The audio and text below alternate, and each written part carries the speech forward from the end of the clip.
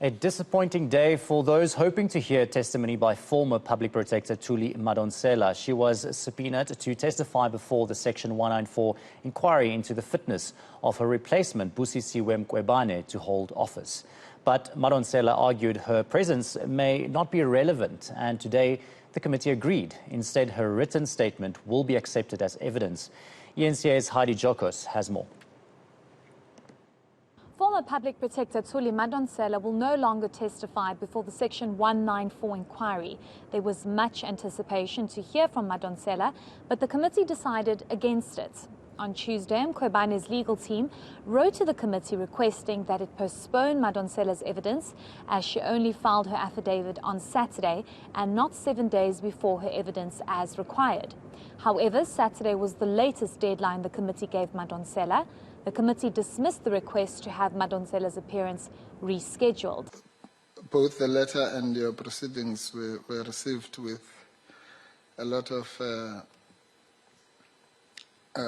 pain by our client, because and also watching what was being said about her in the YouTube broadcast, from which we were once again excluded from the discussions.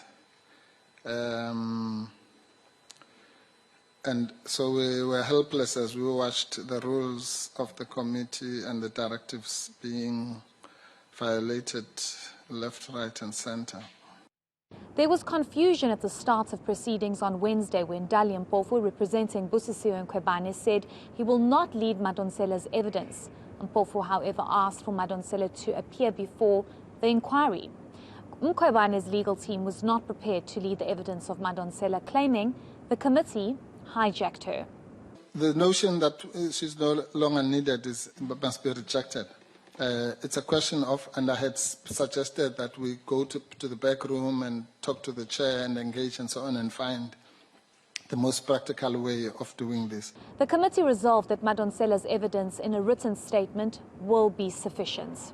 The members have accepted that the committee must adopt the witness, Advocate Thuli Madonsela, and therefore that adoption with the cleaned up statement means we have on record her response to the issues that were required.